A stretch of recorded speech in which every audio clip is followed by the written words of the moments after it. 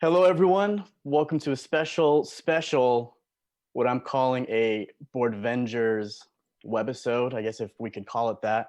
But I do want to start this off by saying Boardvengers assemble, because we have a fantastic team that we called upon. We have Ben and M from Date Night Dice. I should have. We should be coming in as right. Just Yeah. Yo, what's up? It's Date Night Dice. Is that what we say? No, Yeah. we never said that I before. know. Hi. what's going on? So we have Ben and M from Date Night Dice. Hi. We have Dalton and Nelson from Fantasy and Some Flights. Cheers. How's it going? Cheers. We have Dave from Game Foundry. We have Jason from D20 Woodworking. We have McKay, the BG critic. And last but not least, Professor Meg. And we're here today. We're going to talk about our top board games of the year. And we're just going to really get right into these things. But actually, before we get into these things, let's just do a quick intros. Ben Nem, plug Date Night Dice. Do it. 30 seconds. We have an Instagram where we play games and do Instagram stories and occasionally do posts, and Occasionally. Woo. it's kind of fun. We do have a podcast. The podcast is honestly just us Oh talking my to our goodness, friend. we do have a podcast, but all we do is sit around and talk We to our friends. talk to our friend. That is literally all it is. But It's a tangentially related to board it's games. us having a drink with a friend from afar, essentially. That's true. So, I mean, if you look at Date Night Dice on Instagram or on any podcast providing service, we even have a YouTube channel. It's got like one video on it. But yeah, if you're interested, go take a look, find us. So is your friend, is that the date? Is that where the name Date Night Guys comes from? When we pull him in, it's Date Night Thrice. It's date, yeah. Date Night Thrice. I like it. Yeah. at that Oh. point. Our friend Ken, he lived in town and he moved away, so now we kind of do remote. We used to do Thursday night board gaming with him, and now it's Thursday night video games. We did some Tabletopia. Now we've been playing Borderlands and some other stuff, but yeah, we still try to keep it going. Awesome. Send regards to Ken. Will do. Or hello, Ken. Yeah. Yeah. Yeah, right. I've heard so much about you, Ken. Nelson, please. Yeah, so Dalton and I co-host a podcast called Fantasy and Some Flights. Basically, we're built on 4 pillars: beer, board games, books, and bourbon.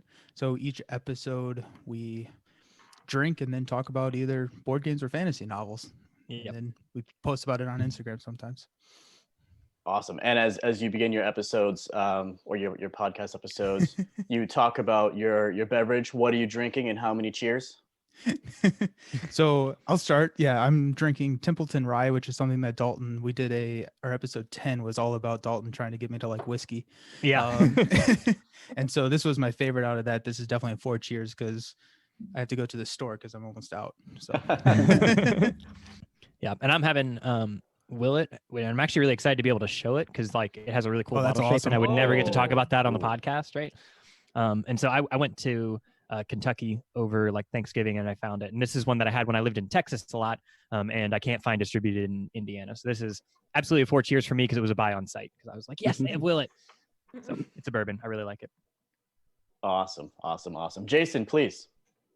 Yes, I'm D20 Woodworking. I run the Instagram account and blog website. I make and sell different wood board game accessories, and my Instagram account is basically just all about solo board gaming. So when we get into our top game list, I will be representing solo board gaming. Awesome. Dave. Thanks, Roberto. Yeah. So I'm out of Southern California. I run a Etsy shop called Game Foundry.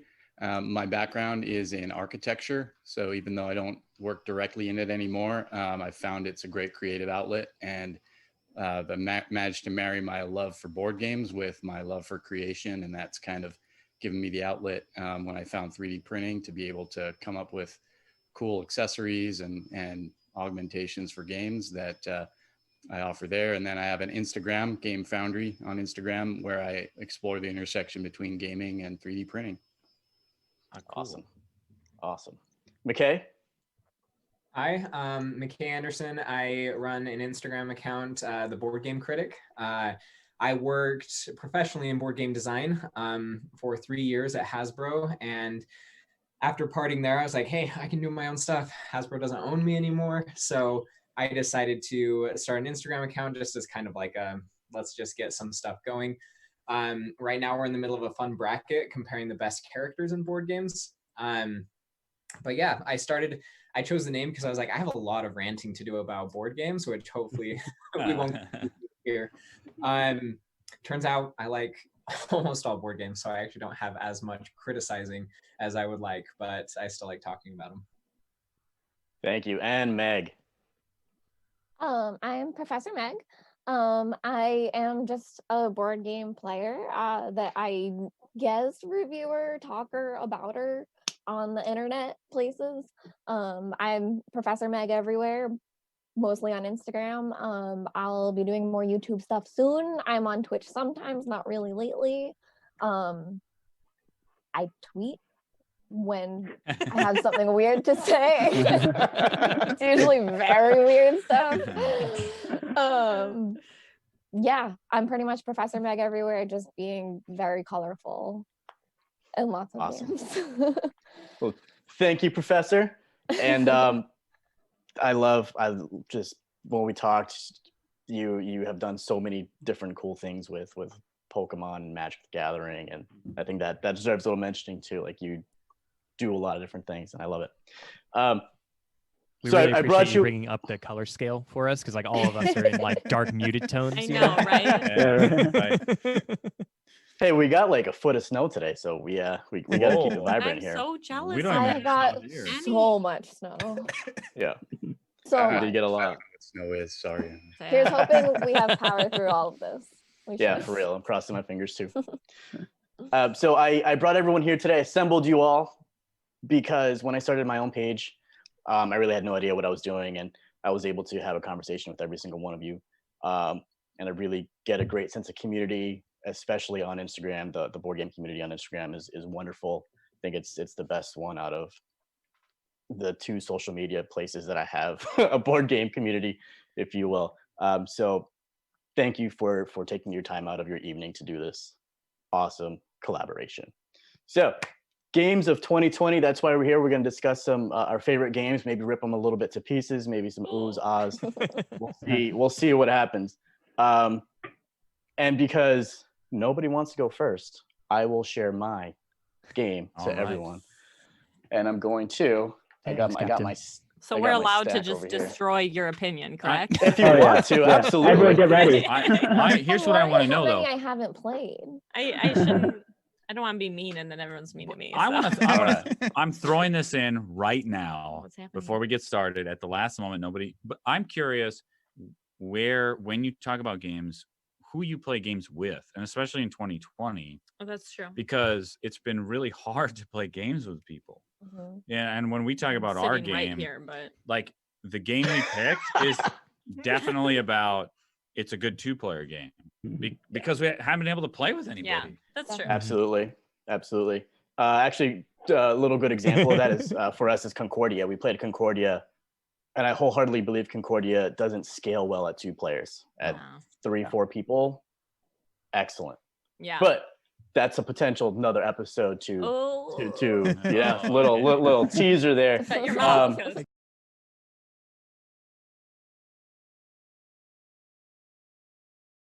So I play with Kate and my son, and we absolutely love Underwater Cities. That's a good one. Very So nice. this was a huge board game year for me.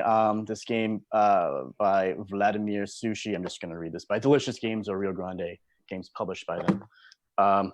This game has it all. It has murder. It has lots of intellect needs to be used. The kind that I don't have right now because it's later in the evening.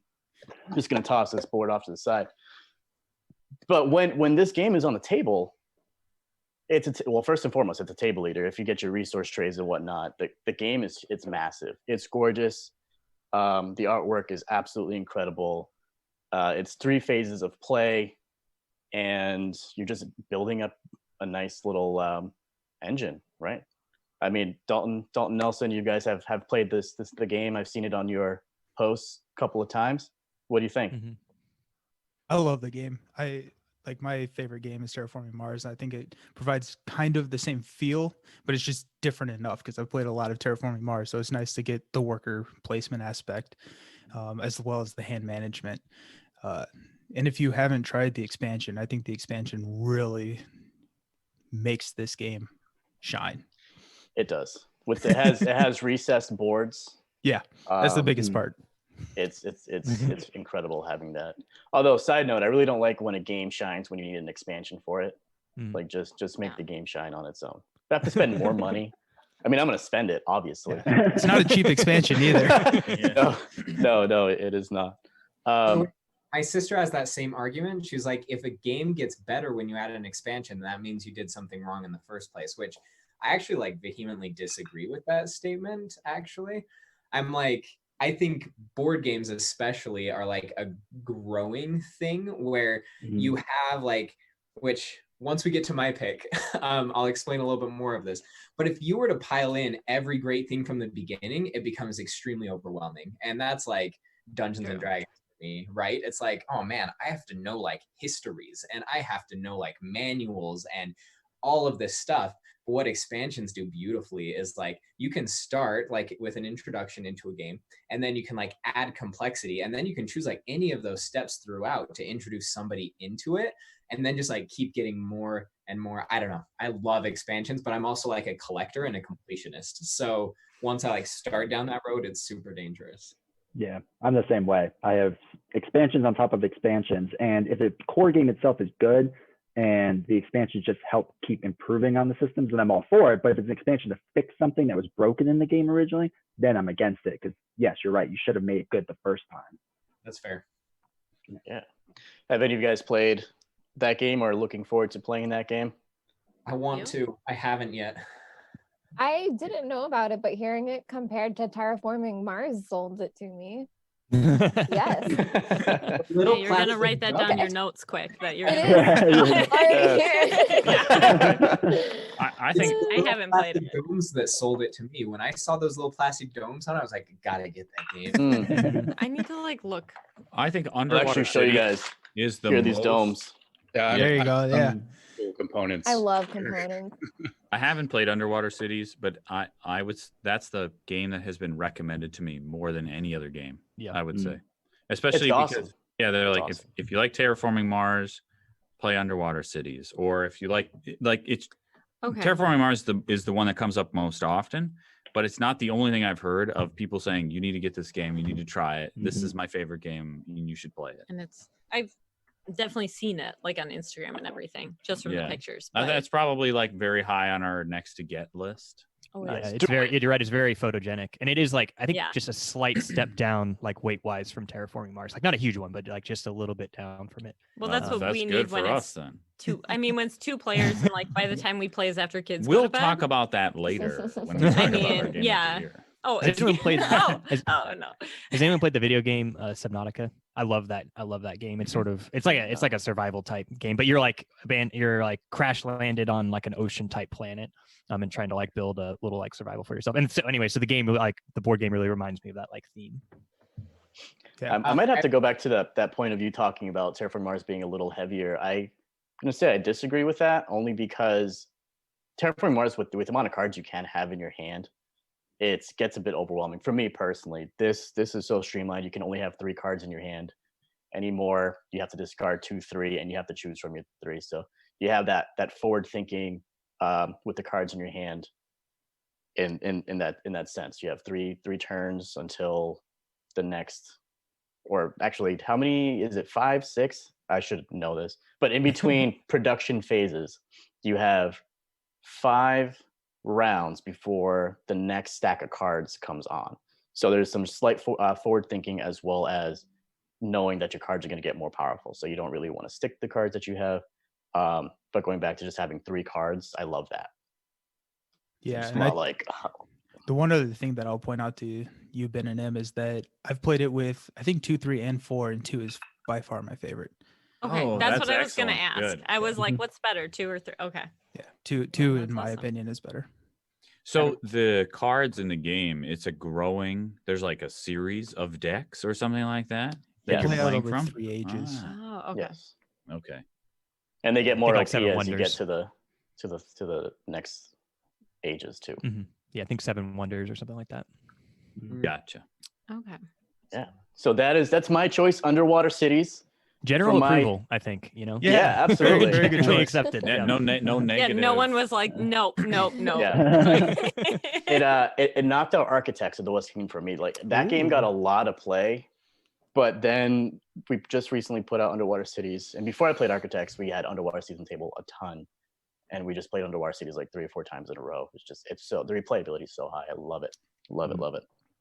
This is bad. I'm All gonna go spend like Choice. money. That's actually why we're doing this, like ways to more games to add to our shelves.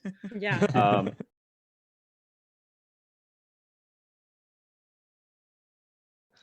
And actually, McKay, we're going to get to you if you Cool. want to The big show us reason- your game. and The it is a critically big accepted, correct reveal. game. Yeah. I'm gonna throw out my back lifting this. Get this like Um, reveal. Okay, so this one is a little bit, it's like there's 3 parts to it. One is just like albeit nostalgia probably. When I think back on 2020, I think this is the game that I'll just think of. Not that I think it's like the best game that I played this year necessarily. It is like solid, but Clank Legacy, Ooh. Okay. Oh, huge. I can see that. So there was like a big sale, and I think a lot of people picked it up on Penny Arcade when it was on sale. But we split the cost with another couple that lives nearby. He actually worked with me at Hasbro, and then we like somehow met up back here in Utah. And so we split the cost, and we said, all right, we'll play through this together. And this year has been particularly like heavy with legacy games, which is really ironic because it is 2020 and it's a little bit hard to get a consistent group together. But when we went into like lockdown, they lived close enough to us and they were just always over that they just kind of became part of the whole household group. So I'm a short gamer. Like I don't like a game if it goes much over an hour to an hour and a half. Clank Legacy usually goes around 2 hours, maybe 2.5 hours by the time you read everything and all of that. And I seriously wanted to roll into another game immediately, which is saying a lot for me personally. So I had that. It just has everything I like. It's deck building, the characters and story. It fits really well. I don't know how much everybody knows about Acquisitions Incorporated, but you're building your own little franchise of the company. And it has that feeling. Like at first you're just kind of like this struggling company, and pretty soon you get like to a well-oiled machine amongst the group. I don't know. It probably isn't this experience for everybody, but it just expanded. All of the pieces just fit together into this beautiful symphony where I was like, oh my gosh, like the theme and the gameplay and all of it just clicked into this like sum of more than its parts. So that's my game of 2020. have you played it since you finished it as a regular Clink game? So we're actually going to play right after this, I believe. Upstairs, they're over here right now. So once I'm done here, I think we're going to go play around, and I think we only have like 2 or 3 rounds left. From what I've heard and the research that I've done, is it turns into a very good version of Clank. But I also haven't played standard Clank or Clank in Space, so. okay. I need to, those are like, I was about to buy, I was this close to buying them, and somebody was like, don't buy it if you have Clank Legacy. They were like, it's just, Yeah, no, don't. don't. So It's just like a simpler version if you buy the regular. You might as well have like your personalized board that's a little more like epic in the end. my sister actually bought it at the same time too, and I'm actually really eager to get our 2 copies together and see how differently the game can like divert from each other, like having played, because we've destroyed a large number of cards that seem pretty important to the game. That was the one game that we played with our friend Ken when he lived here, and we would always say you had to eat the card when you had to destroy it. So it was always, well, now you have to eat it. There's a timer, and so that was 2 types of legacy game players. We're real serious over here when it comes to. No, we certainly we didn't start Clank Legacy in 2020, but we finished it this year. I didn't we even think started, about that. We started November of last year. Okay, yeah. And it took us a very long time to finish. And what I Well, that part of it is was because of COVID and all that. well, know. no, but there was like the holidays and stuff, and we That got too, apart, and it was all kinds of different things. But that's what I think is the reason why I kind of like this legacy game a lot more than others is if you have to take a break, you can come right back to it. Yeah. Right. Because what gets added in over time, there isn't the pandemic legacy where there's a whole new system thrown on top that you're like, I don't exactly remember how this works. Mhm. It's like, no, there's some new cards, there's some new place to go. Yeah, right. Oh, spoiler, sorry. Don't play the game. Yeah, right. There's some new cards, there's some new places to go, but it's still like the same game. It just like grows. Yeah. It like gets bigger and bigger, and kind of like the deck has the story of what you've done in it. Mhm. Right, I yeah. really liked that. I liked Clank Oh, Legacy no, a you're lot. getting, like, And the super longer excited. it's been since we played Clank Legacy, the more I liked that I played You're Clank now- Legacy. The cool thing is, like, as the cards come back up, like, there's a helpful NPC that's in there from the beginning, and every time you buy that card, you get to add a like part of Yeah. his. Oh descriptor. yeah. Oh, So yeah. every time he comes up, everybody's just like, he's not even that good of a card, but it's like, No. I want Brad. Our helpful NPC is called Brad, and his special ability is he can like fart on command or something. But there's just like so much warmth to the game over time. Even like adding like a seal of excellence to certain cards and stuff. It's I don't know. There's just something. There's a lot of love baked into the game over time. I want to go find our NPC card and see what was I on know, it. I know ours its was- quote was, "Do I look flat to you?" Played it.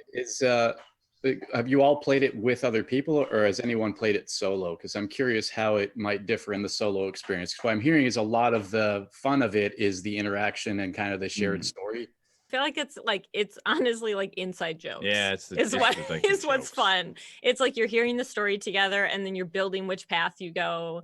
Like, I mean, we would always joke that Ben, of course, is going to go for the most insane treasure. I'm gonna even go to the though- bottom. even I'm gonna though- get down there. Even though it's impossible to get to. So Ken and I are like, okay, have fun down there. And so, I feel like it's more of a group, even a small group, but a group game. I Oh, agree. Ken.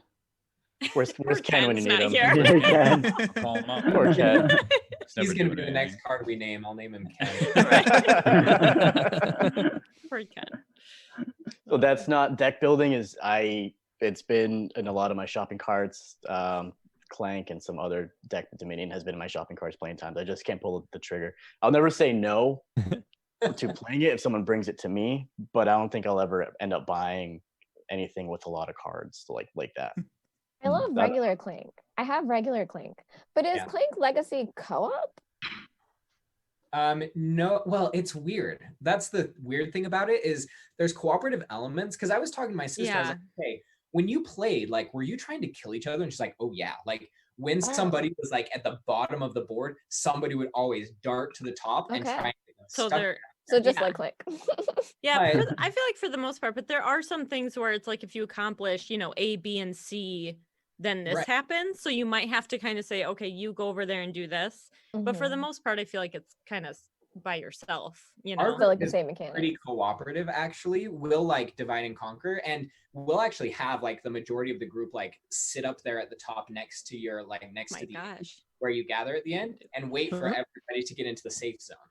Oh, you And- guys are so sweet. I know. It's really Yeah. nice. I feel like it was probably Ken and myself being like, Ben's at the bottom. Let's skedaddle. Like, we need to get out of You here. guys are jerks. That's I'll not be how I always play win. Clank.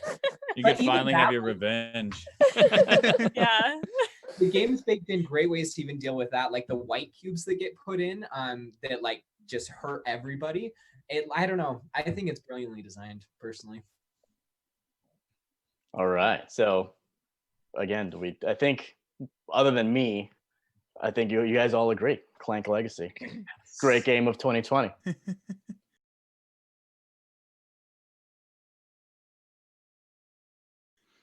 Let's get Yeah. on to this next game, and I'm pulling these from random order. Like I have all these boxes. This is like in front of me. nerve-wracking. It's gonna be It's a good way to do Um, it, Zenny. You'd like Gosh, to oh my draw. gosh, oh my gosh. I gotta say, Shem Phillips. I get it. I understand Shem Phillips and the games that he puts out. I did not like Raiders of the North Sea. Sorry, Shem, if you're gonna watch this, probably not. But of the West Kingdom games, Never know. knocked out of the park. Paladins, architects, and Viscounts. And please, Dave. Yep. This was Dave's pick. That was my pick. So this one, when I first kind of delved into it, like, there's a lot of moving parts in this game. And it seems at first really disparate. So the feeling I kind of had is like, you watch those cooking shows where like they give you this, this domed platter and they pull the top off, and there's a side of ham, there's a Twinkie, there's a pack of Mentos, and like a half-drank can of Coke, and you've got to make something out of it. And that's like what this game is. It's got so many disparate mechanics. It's got, deck building, set collection. It's got this rondelle mechanism where you kind of do an action selection. It's point salad. It's all these kind of really things that you wouldn't necessarily. Oh yeah, it's got the area control in the middle, right? All that kind of stuff. But it all comes together so well, and it's just so engaging. And every turn, you're thinking several moves ahead, like, how is this going to build to what I'm trying to do? And you kind of, you generally have a couple of different objectives that you're trying to do to kind of maximize and specialize in, and where you crescendo in one and then kind of start to build on the other. Cause like, once you get all your guys out in the middle, you can't really do much more there. So you have to be kind of, have enough kind of built into your deck that because you're deck building, and you place these guys out in a tableau, and they kind of move along. They give you like actions for 3 rounds, and then they fall off, and they might give you a bonus when they fall off. But your deck, and when you play these guys and how you manage your deck is really key. And there's just so much kind of planning that goes into it, and how you pull that off, and how you kind of finish the game as it starts to kind of accelerate towards that end condition. It's just been really kind of meaty and rewarding, and I've really enjoyed the heck out of the game. How was it for you for solo play? Unless you played it with the pandemic, it's all I've done for it. So the cool thing about it is that review is from solo. Then sweet. Yeah, that was so it's got 4 different AI boards. So there's the 4-player boards, and each one has there's 3 specialists and then one that's kind of like a generalist. And so each one is kind of going towards different objectives and has kind of a different specialty that you might be racing against it with. And, they seem really balanced. I haven't found that one's like significantly easier than the other, but it's a great solo experience. All of the kind of Shembot, games in the West Kingdom series have been really pretty well balanced and pretty, challenging. That Shem, I had to message Shem because going back into his board game biography, is that what it would be called? Yeah, like a discography but for board games. Did I just make that word up? Yeah. That works. He has a game, I think from 2007 or something like that. That's pretty much the exact same style. Like it has the roundabout and the pieces that go around it. And I was like, hey Shem, is this like a knockoff of this game? And he was like, no, I assure you, I actually want to play that game just to make sure that it's not the same game. But it's not like a remodeled version. But he said no, and of course I'm going to trust him because honestly, in Shem I trust with this stuff. The game, Dave, great pick for this year. Yeah. We did play this several times. The first though, your player token is like you're on a horse and you're carrying a flag. It's pretty meaty. It's a nice beefy token. You're just like moving it around the board in clockwise fashion. Have any of you guys played any other of the West Kingdom games? I played Architects. And I love worker placement. I mean, that's one of my favorite mechanics, along with deck building and bag building. But yeah, I enjoy it. But this, in terms of the mental energy you put into the game and kind of the advanced planning, this one is a whole different level. It's not unmanageable, but it takes a couple of plays to really get the rhythm of it. Have you done Paladins solo? So not yet. I got it along because when I ordered the Viscounts Kickstarter, I ordered Paladins at the same time. So I haven't pulled it open to do it. But that's next on the list for sure. It's good. Nice. You'll enjoy it. It's fun. Yeah. Paladins is a nice table leader. The board, it's like this giant rectangle that's cut in half. And there's 2 of them, so can really stretch across. Nice. Yeah. No, I'm looking forward to it. So wait, have you only played this just solo or? Correct. Yeah. Okay. Well, that's Yeah. a good All my review for usual gaming solo, I feel partners. like. If we're not doing it on like Board Game Arena, we're not. Yeah. Like, Okay.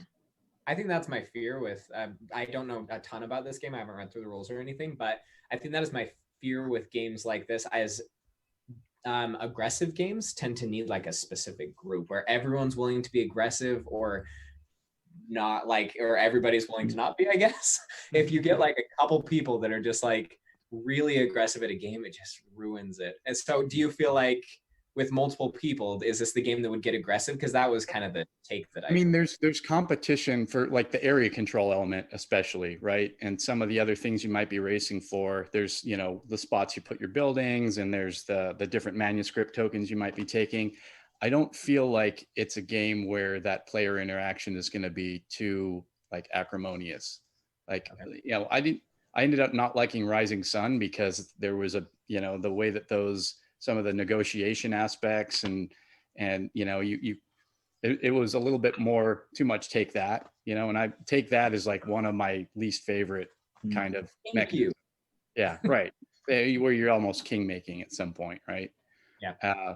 But definitely this one, I mean, the only fear I would have with playing with other groups is I would want to play in a group where you don't have people prone to analysis paralysis, because you could definitely just get completely mired in like, oh, I could do so much, and like you need to math it all out, and like 15 minutes later, like, you know, come on, like, buddy, it's your turn. You know? Dave, don't let Kate hear you, because she will agree that I am the king of that, especially with that game. Because it's been 15 minutes. Come on, I want to go to bed. Like, but it's only turn 2. I'm curious what you think about this, because I've heard this game described two ways. It's a Rondel resource management game with some deck building, or it's a deck building game with Rondel and resource management on the sides. Like, which one of those two is the more majority? Like, I haven't played it. It's like you build in villagers or something into your hand.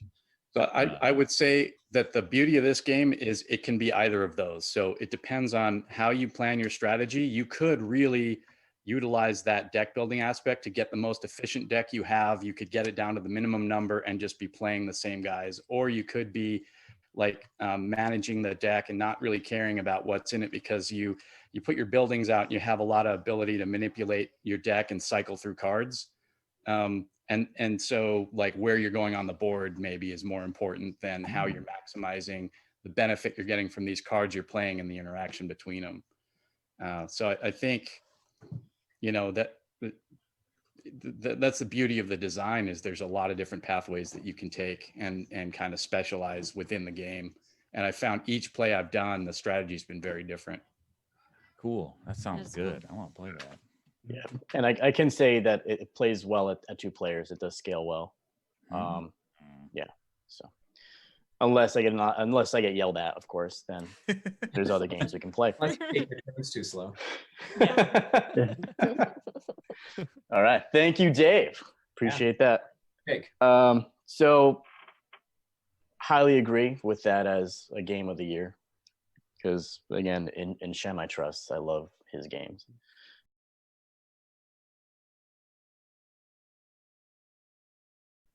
Let's move on to something else here, and it's going to be the top one. Let's do. Ooh, Cosmos Games. They make the exit games, and I think Kate and we've played 9 of them. And honestly, I recommend every single one of them. They're so fun.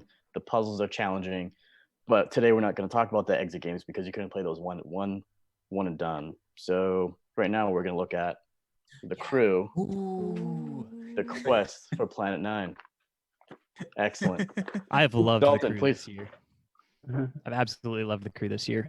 So Nelson showed it to me. I played first on Nelson's copy, and I bought it like pretty much immediately, like the next time I saw it. You know, I think this game has I don't want to say this, like more like man hours played per cost than any other game I own. You know, like there's hours and hours and hours of entertainment for like a $20 game. It's such an incredible value. My family loves trick taking games anyway. So this was like a very natural fit of like, because there's just like on the Venn diagram, there's a very thin window of like things I can play with Nelson and things that I can play with my family. It's a very, very thin slice. And the crew like falls into that. My girlfriend also loves it, and she doesn't play like a ton of games, and so this was a really great one to intro into as like, because it's cooperative and it has like some familiar elements. I love space, I love NASA, so like obviously the theme is like a huge hit for me. And yeah, I don't know, I think this is one that every time I talk to someone who's like big into the board game community, a lot of times they're like, oh, have you played the crew yet? Right, that was like a big question this year. And yeah, everyone's loved it, and so it was that way for me as well. I am jealous of Nelson. Recently finished the 50th mission with his wife and his sister-in-law. So he's actually finished it. I'm like in like the 20s somewhere. It's like the highest I've gotten. They get crazy. Yeah. Yeah, I can't. I think we only got to like, I mean like 10 or under, like at when we did play. So I can't even imagine what it gets to be. How long does I haven't played it yet. How long does a round take? Or I guess a game. Once you get up and running, it'll be like, I don't know, 10 minutes, something like that, maybe 15. Okay. It's definitely a game that like kind of speeds up though, because it's a trick taking game. And so everyone is going to be like, oh, okay, like, 8 yellow. Okay, I do this. And you're just kind of like, you get to a point where you're just kind of grooving. Sort of like the Mind or something like that. Like when you play a decent bit with the same group, then you're going to have like tells, you're going to have strategies that are going to be like consistent, and it'll speed up quite a bit. So you never play one round at a time though. Yeah, for sure. That would be you never play one like, let's play something else. It's more like, guys, we have to stop. I think this is a really great pick for one big reason. I heard that there was communication limitations, and I was like, no, I'm not gonna like it. I hate it. Like I've never seen a game do communication limitation as well as the crew. Hanabi was fun, but you always felt like you cheated. And by the end of the game, I was like, man, but there was that one time that somebody shot like a shifty glance. And then it was just like, oh, thanks. Now we can say we won with integrity. But the crew is just like, not only are they like fast, digestible rounds, but the communication was like, they handled it flawlessly with a limited amount that you can do. You felt like you could do your communication, but then there wasn't like the motivation to just be like, shooting like I don't know, odd glances across the table to try and get them to do what you wanted. I would totally do that. Come on. We were the You're one just time, like going like this, like right. the one time though, I think we were playing with your dad, who does not play board games at all, and he was like, he was like, you know what? Yeah, let's do another round. And he kept doing it, which proved like he even got up and left. And then came back. Which I feel like is the biggest, like, you should try this game, because he does not play any board games like whatsoever at all.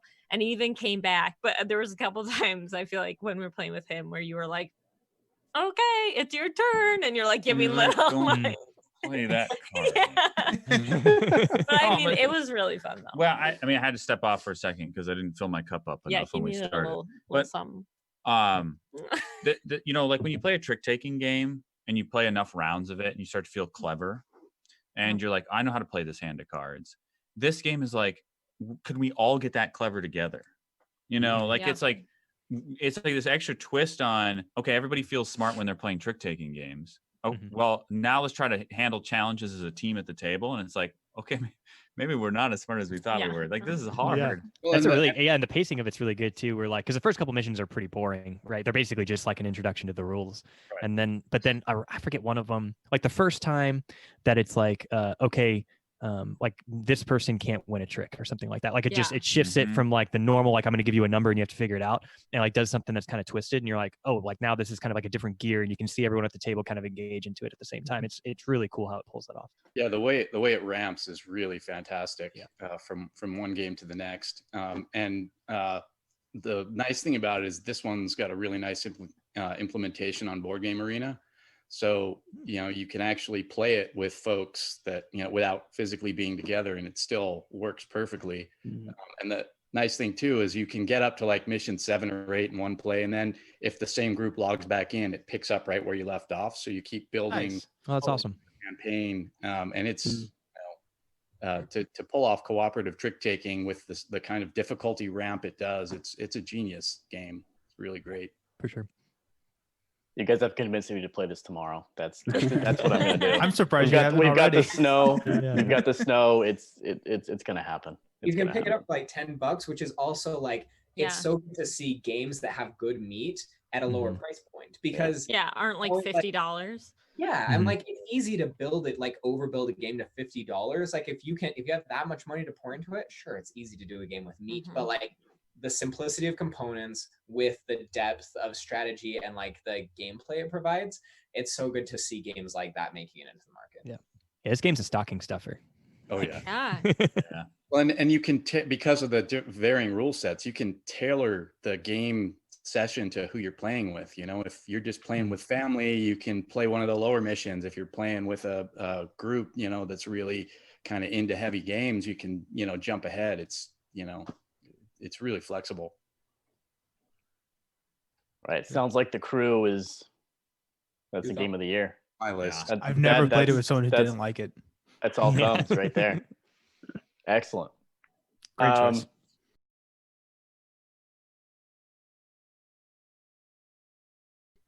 Our next game that we're going to discuss was recommended to me by someone, and this is going to be horrible, but do do do do do do do do. I was like, what's happening? There's some IP there. Oh, Yeah, the video's just I gonna gotta- be muted I for gotta like add 20 seconds. Yeah, you're gonna get this video taken down immediately. Dude.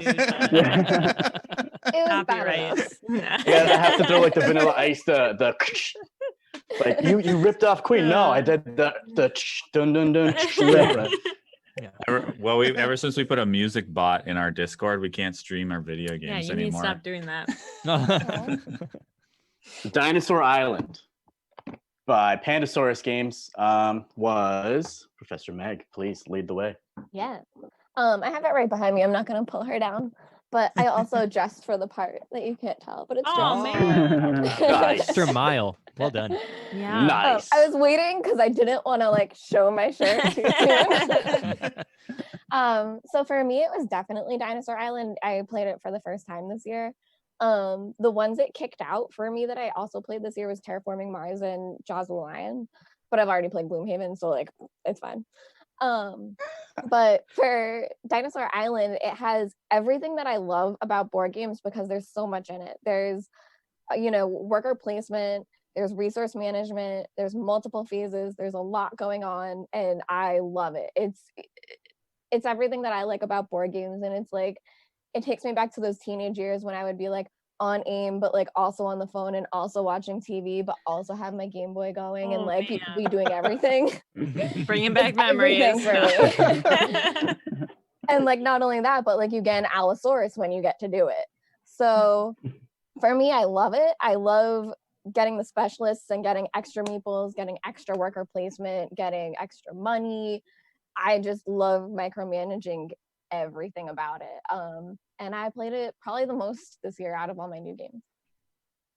It's That would have very been my game, my pick, but you picked it. and I I'm picked like, it right away. I was like, I like respect. Dinosaur Island. She's like, yeah, it's Dinosaur Island. I was like, damn, because that one has a lot of tabletop. So Oh, fun. yeah.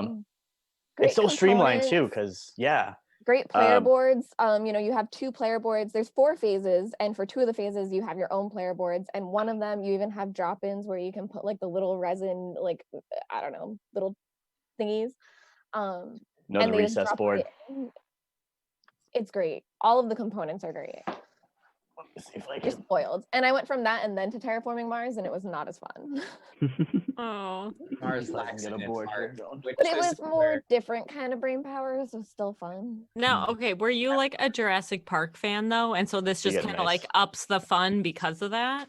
So honestly, I would Or say it's just fun either way? yes, that I love the art. I do love the art. And I would say if Yeah. it was bad art, it might make me not like it. But you could have this be about like building a world of fairies, and each type of fairy Okay. gets you a different type of potion. And if it was cute, I would be like, I still want to manage it. Yeah. So I guess that if it was really ugly, it would Yeah. tear me away, but that's it. You have the most colorful box so far.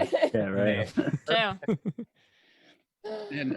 They have the Kickstarter for Dinosaur. Oh, whoops. Ooh. Dinosaur World too. So that's coming out soon. Yes, It I did does play both. well with two people. Mhm. I mostly play two people too. Yeah, the thing Sometimes three. about Dinosaur Island is just how well it merges those mechanics with the theme. You know, you really just feel like it's going for Jurassic Park, and it just really nails that whole kind of arc, right? And Yeah. it kind But of gives it's you that same fun, it's stress not- of like, oh, I have this, but I can't make it without that, but I don't have enough money. And if people aren't coming, I can't get more dinosaurs. And it's true. That's the problems they would have. Right, and you got the little hooligans that go get in for free and they cheat you, and they avoid the dinosaurs because they're shifty. It's just Mhm. the cool little features like that. This is definitely the game where I backed the Kickstarter and then I was like, it's kind of expensive. And then I canceled my pledge. And then my friend had it, the Kickstarter version, and we played it. And then I immediately bought it after I played his Kickstarter version. I was like, this is fantastic. Right. So I went and Yeah. bought like a retail copy. I don't have the super We don't have the heavy, nice. I like the coins in the Mhm. the coins that Kickstarter. are 20 pounds, but The slap bracelet, the first player, the fast Yeah. pass. Oh man. Got the So rest Yeah, of I it. just have the normie version too. Yeah. But that's good. why I backed Dinosaur World. Yeah. I learned my lesson. Yeah. We got to get ground floor on all the Kickstarters. Mhm. well, not to talk Too about many. Ken too much, but he went and bought at the, at the It's true though. I He mean, did. he was our third player. he bought that like big pack of kids little dinosaur minis. Yeah, we and played with figures, like the those. little plastic painted Yeah. Yeah. figures, and we played with those. I was We gonna should ask, actually talk about how hard it is to find a third player. Like it's tough, especially It know is. It's true. when you have kids. Like you need that Oh, third yeah. person who doesn't have kids or whatever. Now he's that- gone. I have to play. recruit somebody else. No, he's gone. No, but Rest I in saw peace, Dave Ken. totally holding it up. I've thought to do that too, and I haven't done it yet. Have you played with the Dino Meeples in Dinosaur Island? No. yeah, Tiny Epic I was Dino actually Meeples? holding up Tiny Epic dinosaurs because you're saying have I used the mini? Yeah, yoink those out, throw them in Dinosaur Island. It's so She's much like, cuter. do it now. Already No. got the Yeah. dinosaurs, but it seems like it actually would fit a little better because it gets a little crowded with Dinosaur Island meeples. So that is kind of a cool idea. I thought that's what you were saying when you held it up, because I No, I played was that also curious, for the and I first know- time, and know I that love Barry it. Played both, so I was curious how he thinks they compare in terms of two very similarly themed games, but kind of implemented differently. That's I don't like Tiny Epic Dinos. It's Yeah. Oh, the first hot take. First, yeah. There we go. Let's get into it. hot. Here we hot go. take. Start the fight. I was excited to buy it. I love dinosaurs, so we bought it, we played it, and for me it was just boring. I'd much rather play Tiny Epic Galaxies or Tiny Epic Western. I think there's just a little bit more going on where that you're thinking about, like shifting over your fences and having them breed and all this and that to get VP to, well, having the dinosaurs, having them breed, and then trading them in to get your contracts and stuff like. Again, it was just boring for me. I played it with my son. He was like, "This game's ridiculous. What the things I need to do in this game." So It's we not would as- much rather play Dinosaur Island. Yeah. But I think Tiny Epic they have better Tiny Epic games. Defenders was very fun. Yeah. Is that the one with the mechs?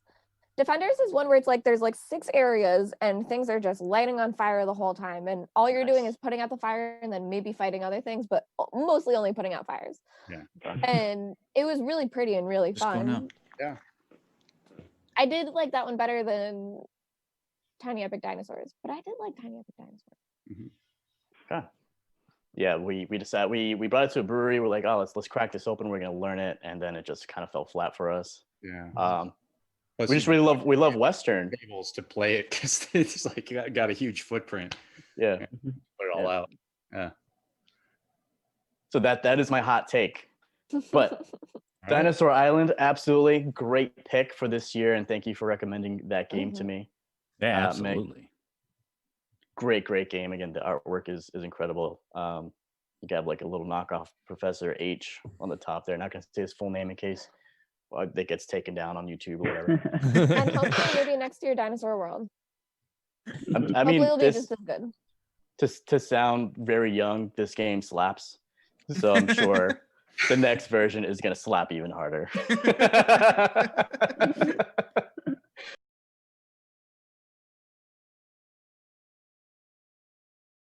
Okay. So we have our next game. I'm going to have Jason introduce the next game because it is his choice. Which is...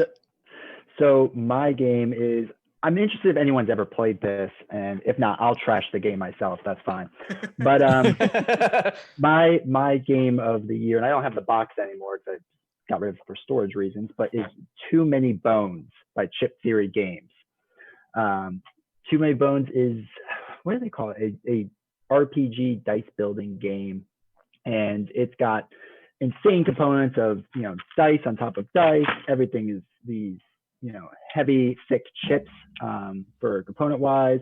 Each character is unique and has a different set of chips that they or dice that they build out for. So basically, with this game, you pick a character. Each character, I think there's 14 of them now, is super unique. It's different, and they have different ways you can build this character.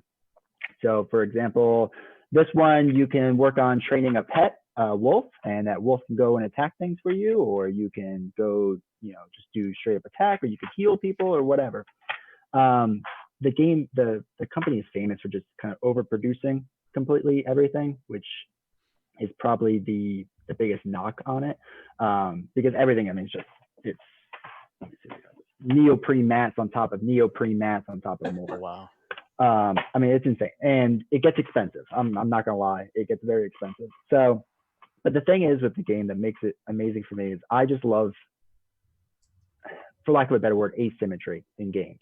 And I think this game really nails it. There is not one of those 14 characters that feels anything like another one. There are, at the end of the game, there's like 16, I think, bosses you can fight, and not a single one feels like another one that you fight. And then now they have a whole expansion where you can just build your own final boss through a whole series of whatever. And so there's no limit now. I mean, it's just, you can fight endlessly, different tyrants, they call them at the end. So it's a super unique game. I've never played anything like it. It is, in my opinion, built for 1 or 2 players. The biggest knock on it is probably if you did it for 3 or 4, it's probably not going to be as good. I think you're a little too overpowered, and you're just going to cruise through the game.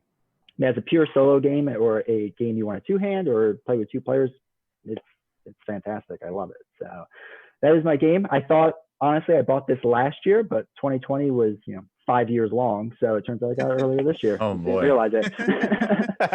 Right? So when you play, do you 2-hand it? Do you typically play 2 characters or just 1? I do both. So they have, basically the adventure is done through a deck of cards. So you shuffle this deck of cards, and they have one that's specifically made for pure solo. So it's only if you're playing 1 character at a time, and it's built that way to not make it too difficult. Then if I 2-hand it, you use a different deck, which is if there was 2, 3, or 4 players, you would use that deck. So I've done both. I've done it 3-handed, which gets a little out of control and takes me a little long time. And that's when I did it 4 once just to see how well it plays 4. And like I said, it's too easy of a game at that point. And there's ways you can increase the difficulty by yourself and figure out ways, but it's definitely harder at the lower levels and more interesting. I mean, Out of curiosity. Oh, Go ahead. I was going to say, I definitely agree. Like 3, 4 players. Mm-hmm. It's because I have played this game a couple of times, and it'd probably be better at 1 or 2, I think. And not that it gets too easy, because I think when you actually have 4 different minds controlling the 4 characters, your own character's so complicated that you have no idea what the other people even do.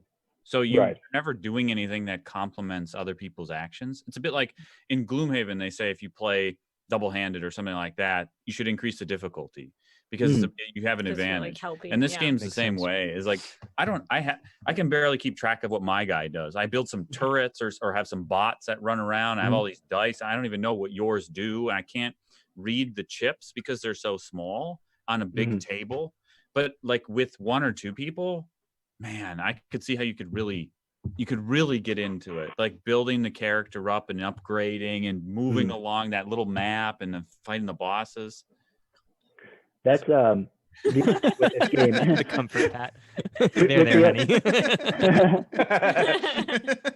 The other thing with this game is I do think it's a game where you need to dedicate, a lot of gameplays to it, because I know all the characters inside and out. I know exactly how they work and whatnot. And I mean, I have 80, 90 playthroughs of this game, but if you just pick this game out like once a month, I don't think you're going to have a good time, because like you said, you're going to be like, I don't really remember what the rules are because they're really kind of convoluted sometimes. There's a lot of weird situations. All the bad guys have different rules for every single one. So it can become overwhelming and complicated. But yeah, especially if you only pick it up now and again. So. But I do think, like you said, it's sort of component quality is almost a knock against it because it's very expensive. But I kind of like that it's like a luxury experience, right? Everybody's player boards are neoprene with cutouts for the dice.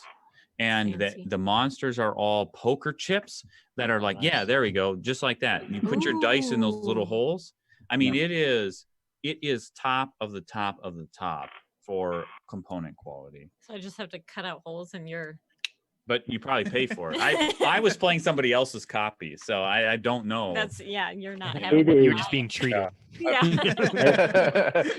and he's being hosted and sponsored, yes. That's right, yeah. And that is one of the knocks, is that it is expensive. I mean, it's an expensive game. And like you got everything from the series. I mean, we're talking about like $400 or $500. I mean, and that's not, and they have a storage system, which makes it better in my opinion. That's another $100 and some dollars. Which if you get into it, you should get. But was that all over time? Like, what did the core game come with? The core game came with 4 of these characters and I think 6 main tyrant bad guys. And then yes, over time, that was 2017. So then over the next 3 years, they had like a handful of expansions, a bunch of character expansions, different things. So is like just the core game worth it, or it's not worth it unless Yeah. Oh yeah. And it's they have a the instruction booklet I held up was called Undertow, and it's basically a 2-player standalone expansion. And if you're going to start somewhere, start there, because it's only meant for 2 players at most. It's cheaper. But I mean, that's what I got first, because I was like, I don't know if I really want to drop this kind of money on this and whatnot. So I started there and I was blown away, and I paid for everything else. I'm like McKay though. I know I'm a completionist, so I know like if I get my foot, I'm all in, right? Slippery slope. Yeah. I'm not gonna lie. I think this is the first one that I'm like, I think I would hate that game. He's got his arms crossed. There we go. His Yeah, shoulders. he's like, here it is. I know he's ready to blow up. I know my type of game, and I just think I would hate it. I also don't like dice. Dice they hate me, and it's not like. Oh my God, that's totally me though. Yeah. Ben is like surprised at how bad I am at rolling dice. Come on. Like, can we please play like Warcry or something? They're always like, let's just do this game. And I'm like, but it has dice. And it is the worst score you've ever seen, or it's something where it's like, you must be cheating. There's no in between. And it's like our initials are opposite, where you're EM and I'm Meg. Yeah. And I roll like crits every time. The highest you can go. Give me a dice game. But Jason, in Too Many Bones, is there a way to kind of mitigate your dice rolls so you can? Yeah. So even if you roll poorly or like a miss, you can put it towards this what's known as a backup plan, and then you can execute that backup plan to do something beneficial. So they have a mitigation effect that even if you ran awful the entire time, you could still do okay. You won't do great, but you could probably still do okay in the game.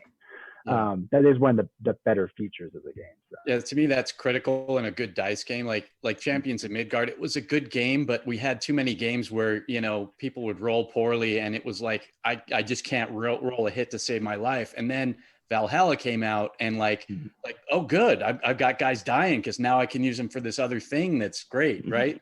So yeah, when games, I love dice, but I need to have something where you can manipulate it and get something good out of it and kind of, work it. Yeah. For me, that was like Eldritch Horror versus like Arkham Horror LCG. That same way. I will say, like, I have mad respect for asynchronous play and balancing of different characters. It's a hard thing to do in games, and Mhm. a game that if you feel like you did it successfully, I'm like, I still don't think I would like the game, but mad respect for 14 characters that you feel like are distinct and well balanced. That is a feat. Yeah, yeah. And the other thing I'll say about the game is I've gotten picky with board game publishers with customer service because I've had some bad situations with customer service. And when I pay for a premium product, like if something is slightly off, I want them to fix it and make it better. And I will give them credit. They fix everything. I've had the stupidest, minorest complaints ever. And they've sent me brand new components with no questions asked. They just do it. So it's one of those weird things too, that like, even if you're paying for this expensive product, I had dice that were they were just slightly off, or they didn't look as perfect as I wanted them. I said, hey, will you fix this? And I said, absolutely. You know, and it's one of those That's things cool. that I if I'm going to pay a lot of money for a company to make this game, especially in the world of Kickstarters now, where we pay so much money for these premium products, and I've had certain companies that don't stand behind their product. So I'm always a fan of a publisher that will do that too. Mm-hmm. Yeah, I definitely think this is the kind of game where it is expensive, but it like you said, it's a thing where if you're going to play with a group of people, let's say a group of 2 or 3, we're going to play this for a while, like a legacy game, because on game night number 1, I have no idea how your character works. Everybody gets a sheet. It's a big double-sided thing that says, here's the rules for your character. Yeah, exactly. Oh, And they're completely Front and different. back. Holy They cow. are completely Love different it. from the other characters. oh man. So you're like, I can't help you. I have no idea how yeah, yours it's not works. a one-time play. You by know, any it's the kind of means. thing where you learn a character and you play it for a while. Yeah. Those mats that you drop the dice into alone look gorgeous. Yep. Mhm. Yeah. Crazy. It's definitely like I said, over the top game, and it's nuts. And what you were Like, saying with you this, think you play board games? yeah, right. No, you He's fanning don't. himself with his mats. He's like, yes. Like, this is cute, but Right. No, that neoprene. Yeah. Nice. I know. And then I'm the like, other- I liked the crew guys. You know, that was nice. It's a deck of cards. And I don't know about anyone else, but like I'm a sleever, so I sleeve all my cards. Like I'm just addicted to it. Well, with this game, they're all plastic, so you don't need to sleeve any cards. Well, so that's really I take cool. that as I'm saving money, right? Oh, yeah. yes, yes, Whatever, $500 whatever you have to later. tell Yeah. yourself. Yeah. I have Is this justified that a company- long time. Can you dump the entire game in the tub? Is Yeah, this that game? This is. Not the box and not the rule book, but yes, you could play this in the tub if you I've want. heard of this. What? I've heard of Cards- this now. okay. That, like their Cards are quality, they wanted it so plastic, high yeah. that you could That's throw it great. all under water, or it could get water damage. Wow. Is- Yeah, people have spilled water Party on at it. Jason's. It's like right up Yeah. our alley. We're in like flood city, so we should. You're gonna be on the rooftop playing Too Many Okay, Bones. Yeah, I just right. heard it. You heard it No, here. Like no, Google, no, no, what no, can you no, play? no. I get to spend $500 on too many. Yeah. Basement has what flooded 3 times? We 2, can put it 3? on the bottom shelf. This one. Yeah, we do have the lower games on the bottom shelf in case it floods. Because every spring there is a moment where you're like, well, if it floods, I guess that game goes. I mean, Awesome. Awesome. So it looks like Too Many Bones is, I mean, at least one of us will end up buying it before this call is done.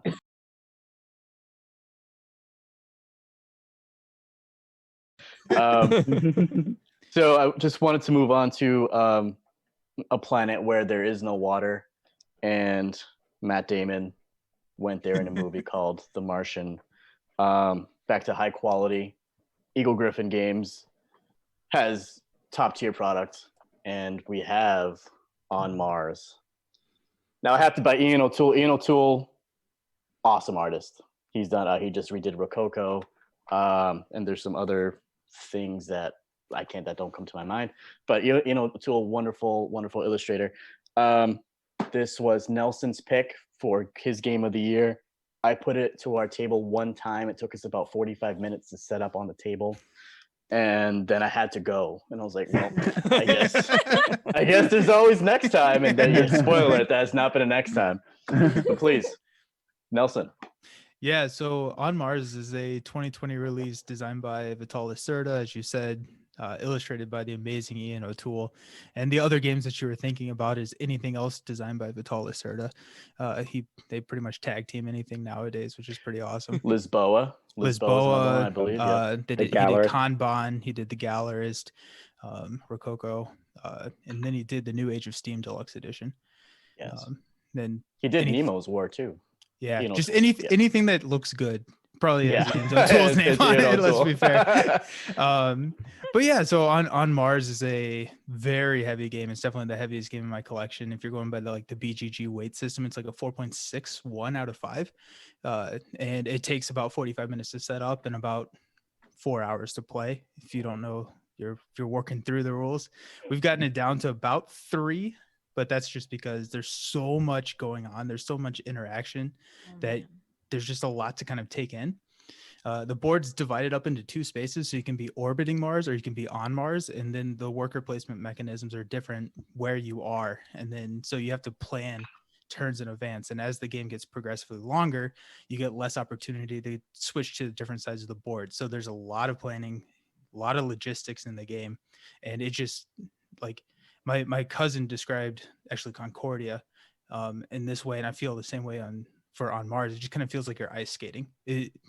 Lacerda is really good because anything you do will get you something, but it may not be optimized. But it's really nice because on Mars, just every mechanic in it just clicks for me. I love trying to manipulate the placement of the buildings versus trying to figure out, when to make certain decisions. It's definitely heavy, but I love it. It's definitely my game of the year.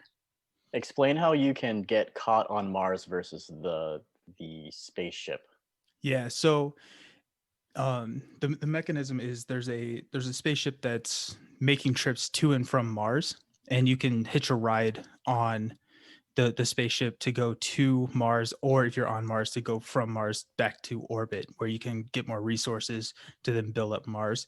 And the problem is once you start building, it has a cooperative element where you're trying to build you build up your colony on Mars. And once it gets better, the spaceship doesn't have to come as often. And therefore if you don't get on the ship to go back to orbit, you're waiting, 4-6 turns before you can actually get back. And there are mechanisms that you can, forfeit your entire turn to get to Mars, or you can sacrifice victory points to get to get back to orbit by using private rocket ships. But it just works really well. We like to do, we break games up into mechanics, experience, and components, and we rate them on those 3 categories. And this is a 9.5 out of 10 for mechanics for me. There's only one game that's a 10, and that's Gaia Project for me. But on Mars is just right there, and I think you just have to know every card in the game to really make it shine. And I think once you get there, that's top tier components or mechanics for me. I'm so glad you said Gaia Project. let me tell you a little bit of a story here. So I borrowed On Mars from my friend because I had heard fantastic things about On Mars. And I want to play Vital Lacerda games. Every time I try to play Vital Lacerda games, we don't even finish them. I can see Lisboa right there. I set up Lisboa. I taught Lisboa. And then I got the dirtiest look in the world from my wife that said, you know what? I have 3 kids that I have to watch all day. Here's the best story. So we played Terra Mystica a lot. And for a long time, that was oh man, I love Terra Mystica. Played a ton. I make all kinds of people play it that don't like heavy games, and they hated it. It was wonderful. So I bought Gaia Project because the way the board sets up, it's better at 2. Maybe you can actually play Gaia Project at 2, I thought. And I set Gaia Project up and taught Emily, and she said, "Why in the world did you buy this?" There's not even dice. So when I read the On Mars rule book, I said, I've learned my lesson. You brought it and home I brought for a it. while. I brought it back to my friend. Set it in rooms so it I could see it. Set it around man, someday, and point it every now and then. And I just kept being like, real tired tonight and like stuff. Your love for On Mars, I'm just gonna vicariously. I was gonna say you would love this situation. I'm sure I would but- like it. It's definitely a game where Tired, everyone has to be like- committed to playing for a while. I said on a good day, 3 hours. Hey, I'm in. Let's go. Get wild. On a See- good To day. play good at two like players? 2 hours. It plays really well like a 2 players. Of course I've it not- does. Not played it. I'll No, pay for the I'm gas. sorry, you can Ben. get No, it's there, horrible at 2 and- players. Yes, thank you. Please. Sorry. Okay. Make me feel better. Thank you. I was gonna say, I don't know when I have any 4 hours that I can play a game anymore. Thank you. Okay. No, you're absolutely right. I mean, we would have to do it like over 2 days. When, like when grandma has children, I don't. There is no time. You have to like go on a vacation, get a hotel room, Yes. to play On Mars. A hotel room's Exactly. not going to have a table big enough. Yeah, I was gonna say, like you have to get a suite. Hobby. You get a suite Yeah. Yeah. with a dining table You in get the it. Damn. Airbnb. You gotta get there. You gotta. Nelson and I have taken a vacation to play board games together. Yeah. I don't know if other Awesome. people are there, but yeah, we've taken a Wednesday and, or Thursday and Friday. off Write to that play down. That's PTO. awesome. Anyone going to PAX Unplugged, you're a noob if you get an Airbnb with a small table. Look at the dining rooms. Need to like bring your own at least. Pro but- tip. You got last Emily, she takes vacations from having to play board games, I think. Well, sometimes I don't get vacations at all, so I'll take whatever. Dalton, have you Honestly, though, played like- on Mars? No, so we have like a running list of like, okay, next time we hang out and like we're not doing podcast stuff, like what are we gonna play? So like Zolkin was like the thing that was most recently struck from that list because that had been on there for like a really long time. So on Mars is on there, but that is one where it's like, okay, we're gonna have to like take another day, like take a PTO day or something to play on Mars. I would love it, but Yeah, it's commitment. on my current 5x5 challenge, which is very challenging. it's but- ambition. Run out of time. Yeah, exactly. I was gonna say, hearing how heavy it is, if you have it, Roberto, I'll just borrow it, learn it, and then have you come over when it's set up. That's not a Just be bad like, idea. Okay, Yeah. we do this now. Give me the That is not a mechanics. bad idea. Yeah, you have to like set it Sold. up during the day so that you're ready That's to right. go. Yeah. I have the Kate- table that I can even put it in and set it up and then cover it and have it ready. There you go. Nice. You Awesome. fancy. Give me that rule book. Yeah. Kate was so disappointed. She's I think just it's like like, 47 pages. man. So.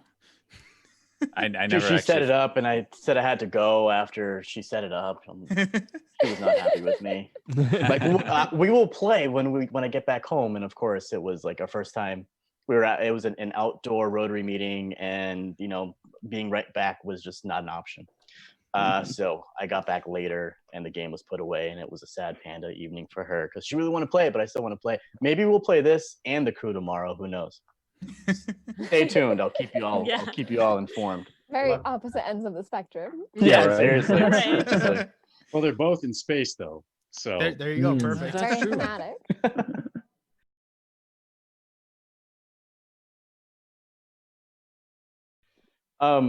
For this last one, I actually intentionally left it as our last game to talk about because I feel like we've all played it We're all gonna hate it. and Yeah, no pressure. and Yeah. probably, but with that, I'm just gonna have everyone guess. Before Ben, this is Ben and M's choice. I'm gonna have everyone guess as to what it is. So Jason, what do you think it is? And we're all gonna hate it.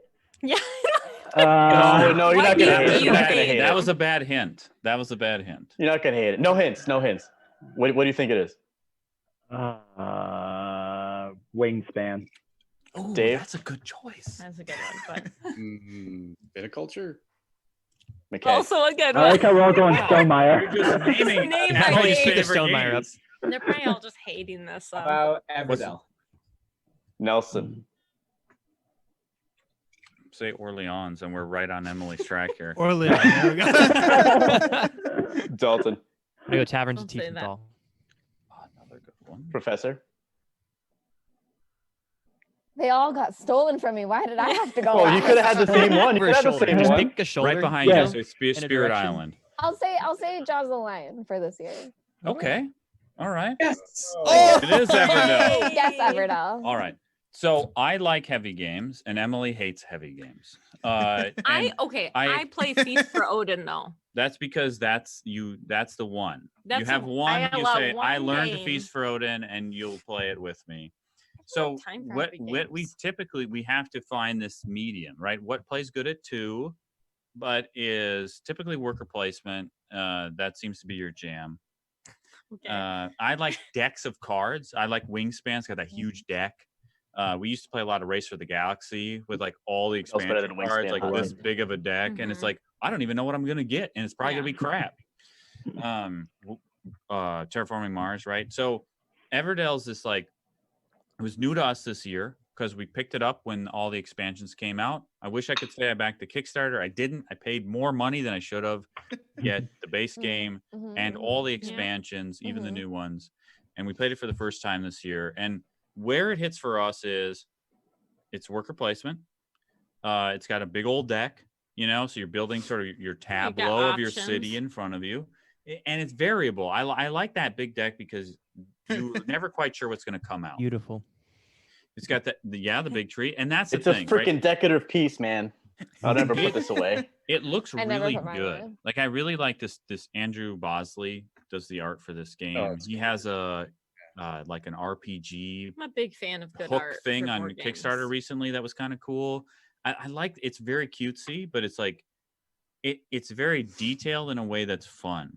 Yeah. And you think about in this game, you're building out a city, a tableau of cards, and there's partner cards in the deck.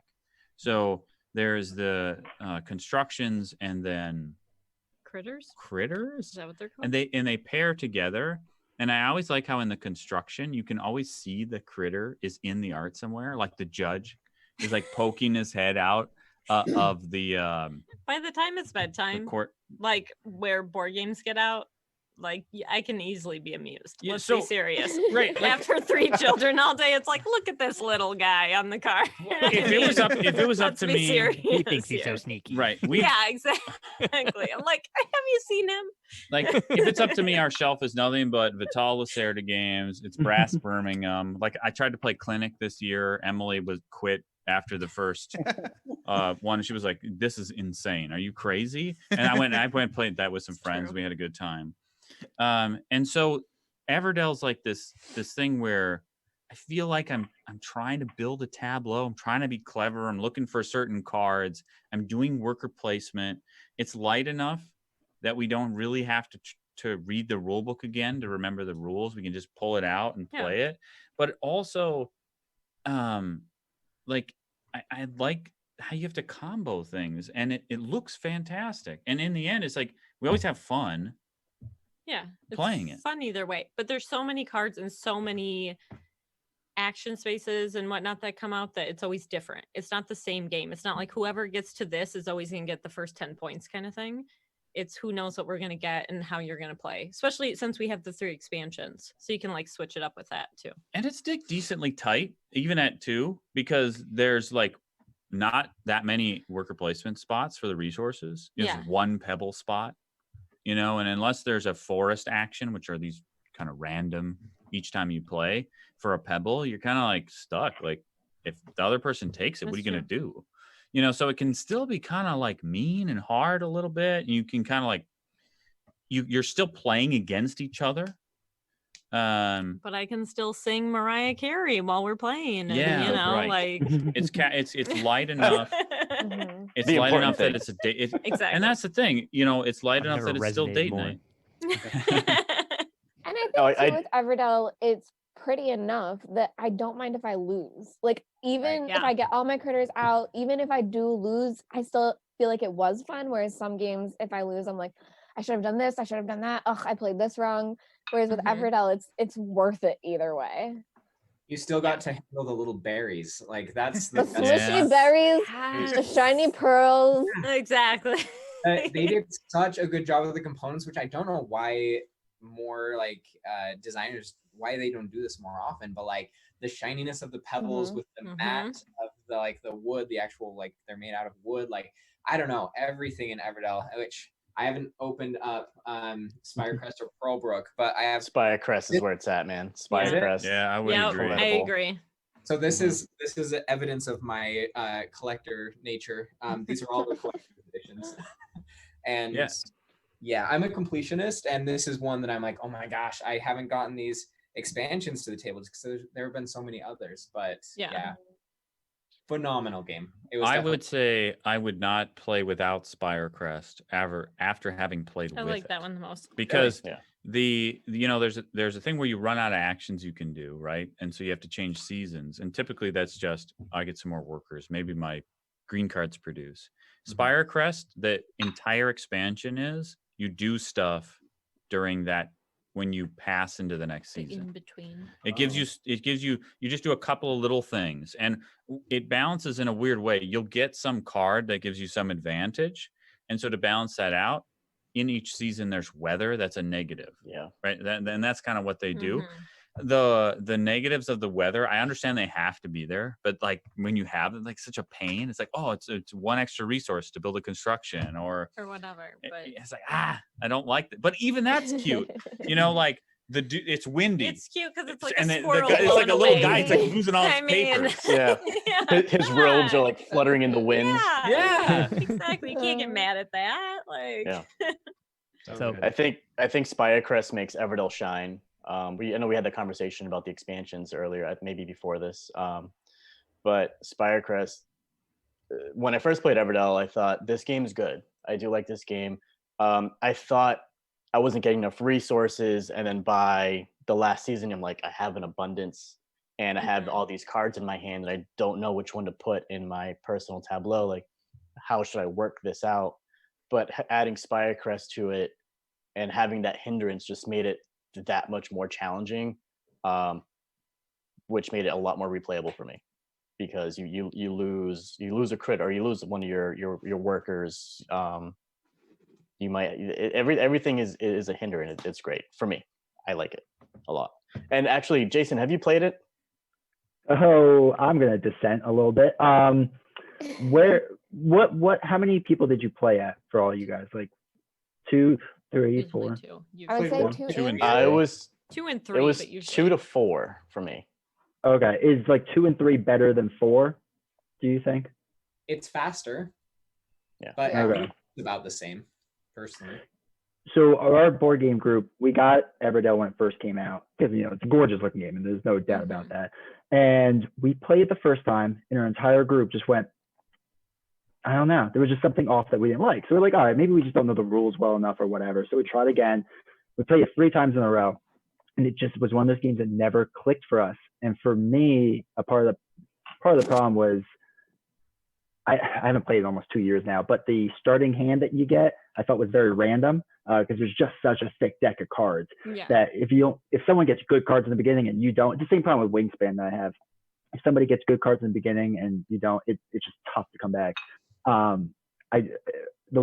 am not a good, the reason I play solo is because I'm the best person when I play myself, because I'm bad with everyone else. And my buddy is good at board games. And I mean, he just would build his engine fast, first tableau faster than anyone else to the table at 4. So it was a runaway win every single time. And no matter how much we'd all try to like figure out a different way to beat him, we just couldn't do it. And I don't know, that's more or less, he was just a better board game player than the rest of us. But I feel like every other game we have a chance if we focus on different strategies, just not Everdell. And I do agree, Jason. With and I'm Everdell, sorry, Dave, but I've had the same thing happen where I've had a couple times happen where it was like a dud. And especially the husband and the wife. If you are ever holding out for that, the other one is not going to come. If you think they're coming, they're not coming. No, that's what I was going to say. It's basically, once you're committed to a strategy, you're kind of dependent on that series of cards coming out. And if it happens, like woohoo, but and there are ways to mitigate. Like you can like do the trade in for the cards, and there's a few cards that let you mill cards, and you can get cards faster, but you kind of waste actions to do that. And if you just happen to be at the table and get the cards you need, then it can really swing. Now, that having been said, I still really enjoy playing it. It's got a great solo mode too, but that's what I hear. Yeah. One of the few kind of knocks to it that I would say is you are really dependent on what cards come out. Yeah. Made by Mr. Dave right here. We have some resource trays for I this know, game. those look beautiful. I love them. We use them all the time. I 100% agree. You know, Yeah, like I totally when agree with that. when we're looking at our games for 2020, and we talked about this beforehand, like new to us this year, right? We This didn't is have probably too the many best game we either. played this year. That's always fun at 2 players, but you can definitely get like kind of screwed out on what you draw. Like you can I have a think the bad you first can have a bad game we played was like that, where I And didn't have any matches, well, and and it's- you had the like critter for every construction. I was like, I don't understand how you're playing this game. That is critical. It's So critical I to get mean, some of the like yeah. auction happening. Not you Right. just spend so much time building stuff. yeah, because it's extra actions and it's free. It's extra free actions Yeah. just based on a random Yeah. draw.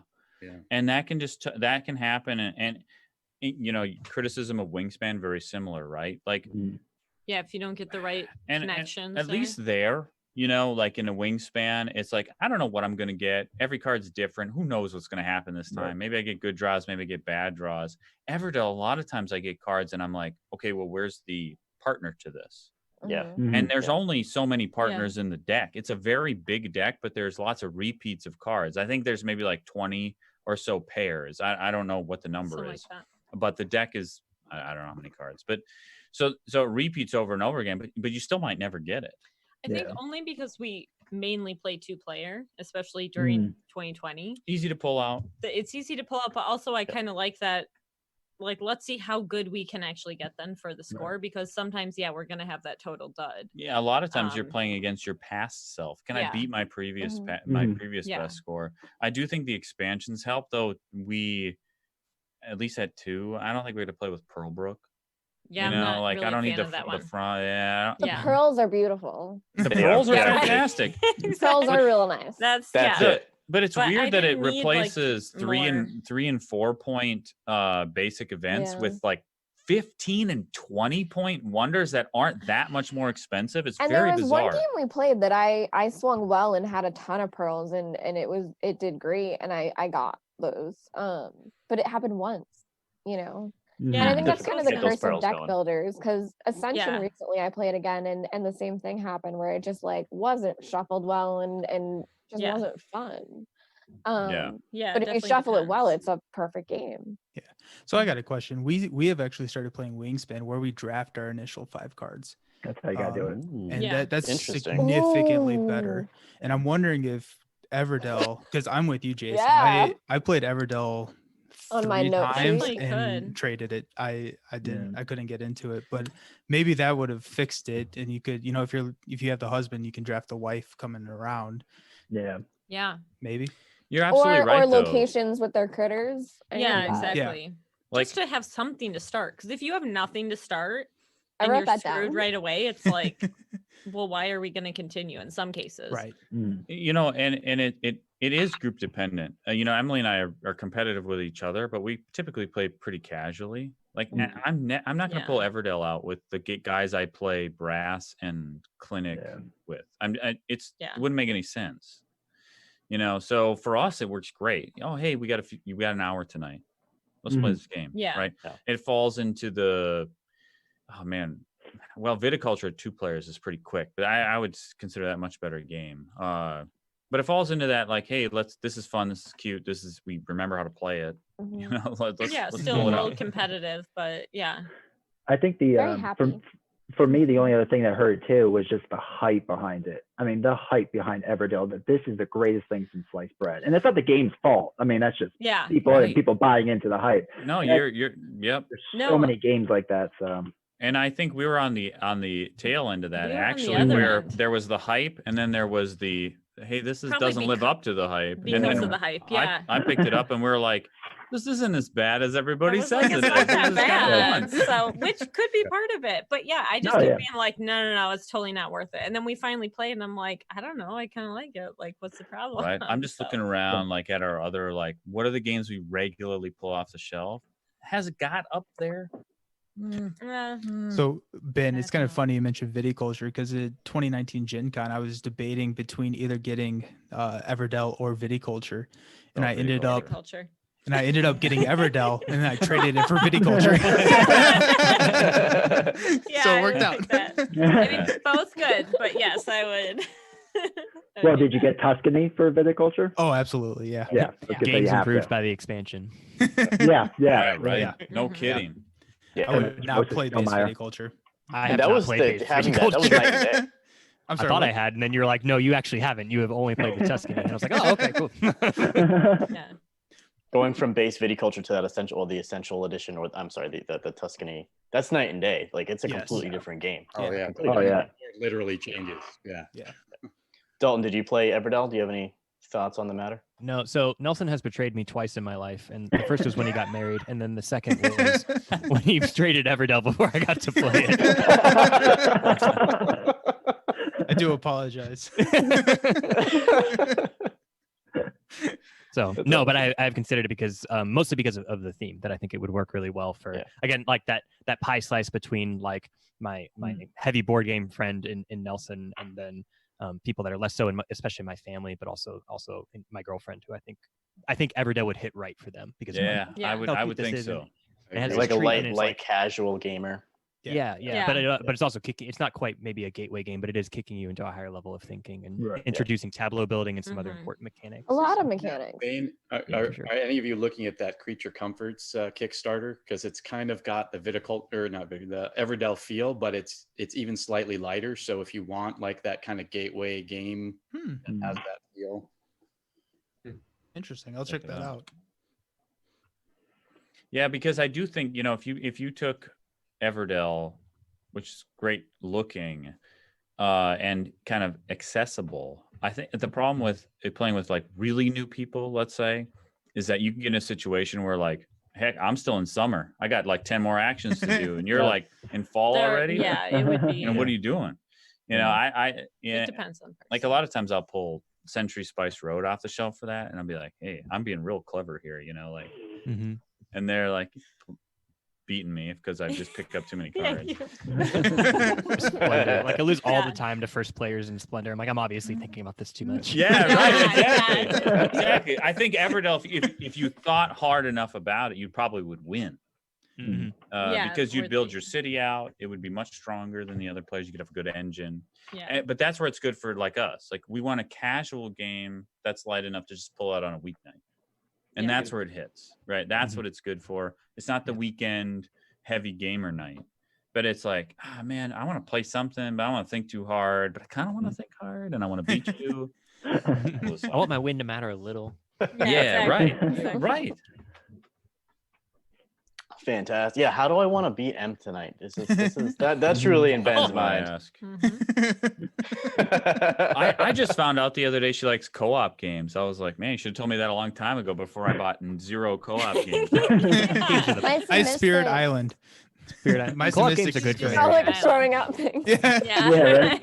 Yeah, On Mars has a co-op version, right? Right? I'm I pretty think sure, it's right? coming out. It's an It's coming out. expansion that they're doing. Yeah. I completely made that up. I was just. Oh, yeah, no, that's he's- that's news to me. Here we go. That's awesome. There's, No, I'm it's just, an I'm just expansion. on They're Ben's doing a side co-op for expansion. Ben to get it. Yeah, Terraforming Mars is a co-op game. Yeah. I highly recommend my Symistix. I think you guys would really like it. It's cute. Do Your There's little so mice, much and you're awesome. going through and you're like fighting. On We top of got that Stuffed for our Fables kids a is while ago. all the My Mystics and expansions that I bought to play with the kids, and it's You're still just waiting. sitting there. 2020. 2021. Wow. Yeah, yeah. I was gonna say goals, but Some of it's partially painted around here somewhere. right? Oh, this is You just have- Stuffed Fables. So like Yeah, a it's little stuff elephant guy. fables. It's not. Maybe it is, but who knows where? McKay, more. any thoughts on Everdell before we wrap? I think it's great. I have the same feel, which I go back and forth on Everdell and Terraforming Mars. Every time I play, I'm like, I feel like I played a good game, but I lost miserably, and I don't know how that happens. I think it's just a type of game that everyone's playing their own thing, and it just worked out better for someone. And I think there's Mhm. something to that. Like, there's something about a game where you have to make the best of what you got, and you just have to be okay with that. Like, sometimes you got dealt bad cards, and it's just fine with that. I do think I will start drafting every time I play it now. That is a fantastic idea. That is a great idea. Mhm. But I think if you draft in overall- Terraforming Mars, though, you got to be careful because, like, if you lose now, you earned the loss. Yeah, now it counts. Someone Oh to wait, in blame there. Terraforming Mars though, don't you get 10 and then you get to pick 4? In your starting hand. Yeah, Well, you so can back you to can the take all kind 10 of- if you want. Yeah, you can take all 10 if you want. Yeah, but then No. Yeah, But Then then yeah, the you next get stuff. rounds. Not like that. that we have to just throw out here because it was the game that was second on my list that I thought somebody else would pick it, but Quacks of Quedlinburg was my number 2 for this year. Great game. I just love it. My Only push cousin your luck left I've it ever at my liked. house. My cousin left the game at my house, and Uh-huh. I'm very happy about that. We spread further apart. Here's how we feel about Quacks of Quedlinburg. I like it. Light and easy and I don't fun. mind it. I just find it too much of like, hey, it's like dice rolling. It's too much random draw. We you haven't have to played- be Yeah, but okay you with built not the winning. bag. Yeah. Yeah, but I understand. That's on but you. I still. That's on you. I That's feel on like- your bag. I feel like I've won more than you, so you can't even say anything there. Sorry, I opened up a whole bag of worms on this one. Yeah, right. No, I don't mind that game, but if I'm gonna like, if we're gonna get one out, I'd probably choose a different one. That's too I just bad. like Play having a taverns. little more control Taverns. over. Yeah, play taverns. All Taverns right. and Taverns Taverns. is Taverns I, is great. Yeah. I like Taverns taverns is great. better I than can see it. quacks, and I it love has that same-ish kind of feel. It's a little bit of push your luck. It's Wolfgang Varsh, so Mhm. fantastic game. I'll play that next. Love it. Awesome. Deck building and worker placement or dice placement. Mhm. Well, my friends, thank you for assembling for this phenomenal Board Avengers discussion. Thanks for putting us together. Yeah, Thank of you. course. We'll absolutely do this again. This was great. Awesome. But until our next, Zoom meeting, thank God for internet togetherness. Yep. Happy gaming. Cheers. Absolutely. Cheers. Happy Cheers. gaming. And Here's-